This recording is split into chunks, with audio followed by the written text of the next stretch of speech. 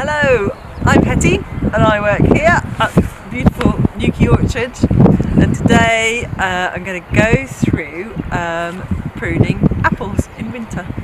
So for this task you will need a really sharp pair of secateurs and a really clean pair of secateurs. So I've just sharpened these and I've just cleaned them before I start because that's really important. To do that piece of sharpening, I've used a sharpening stone, and it's well worth keeping your blade really sharp as you go doing this job. I've also got some meths to clean my tools in between trees and a bit of tissue to wipe it off. Okay, so today we're going to be doing winter pruning on apples, and probably let's start out with why prune your apples in winter. Number one is that you really need to prune your trees while they're dormant, while they're fast asleep and they have no leaves. Down here in Cornwall, we're often told that it's good to wait till towards the end of winter before we prune. So now we're here in mid-January, we're on our way out, and I'm going to start pruning these trees.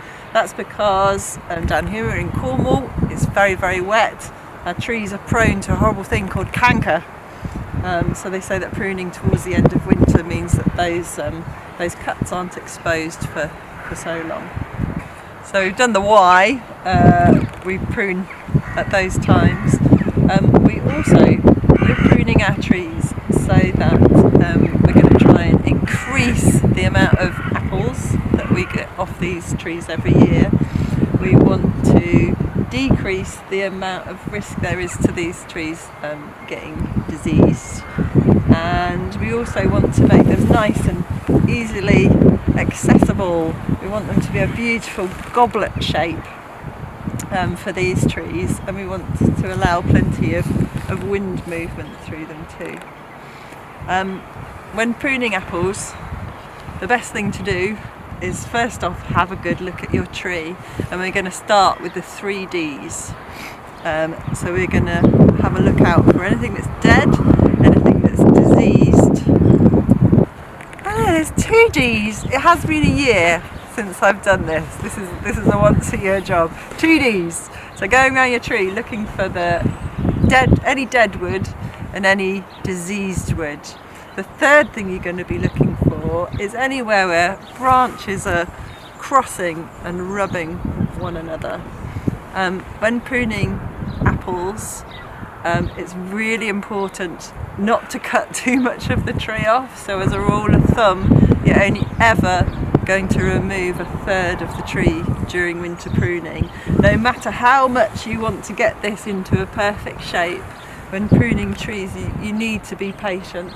So first off, you start with getting rid of the dead, then you get rid of the diseased, and if you've got rid of that and that's a third of your tree done, you stop. If you still haven't reached your third of the tree gone, then you can continue to start getting rid of any crossing branches. I'm trying to find a bit of an example in this tree, like these 2 here, they're crossing, so that's going to rub on that branch there, and it could cause injury, and then the canker or something nasty could get in. So yeah, the last step is doing the shaping and the beautifying of the tree.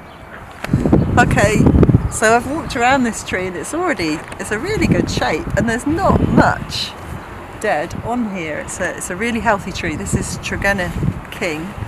I found a little bit there. When I make any cuts, as I said before, really important to have very sharp tools, and I am going to cut this little bit of dead off there, and I'm going to cut so it's just at a little bit of an angle.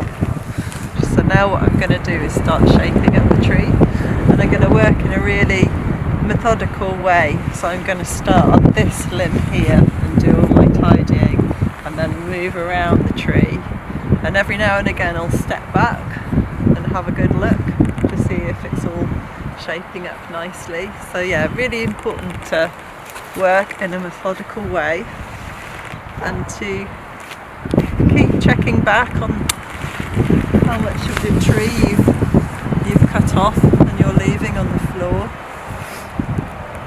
Because because I'm into shaping now and I want to create some fruit spurs, I'm also starting to have a look at what the buds look like. So the buds that are going to produce us fruit are sort of a bit fat and fluffy, and the shoots that are going to just carry on and making more branches are a bit pointy and less fluffy. So I want to avoid cutting off lots of the fluffy ones, and I'm going to prune back some of these stems to a fruiting bud. There's a branch here that's sort of pointing inwards. Here it's a bit of a fruiting spur. I'm going to just tidy up that one there. Again, this branch here is growing up into the centre of the tree.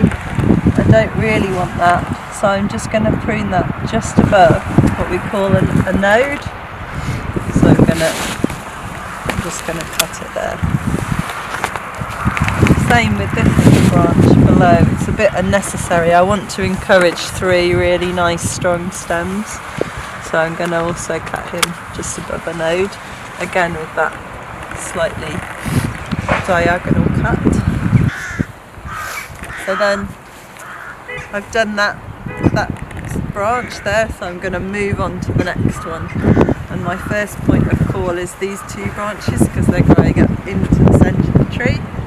So I cut those just above the node. I learnt to prune apple trees from many different people, many different really knowledgeable people. The fantastic John Harris, our apple expert who lives just down the road. An old colleague of mine, Julie, from the Eden Project, who's fantastically talented horticulturalist, but every person I've learnt from has a completely different technique. So you may see me doing this and then have a read in a book or watch another video of someone pruning apples, and quite likely they might be doing it in a different way from me.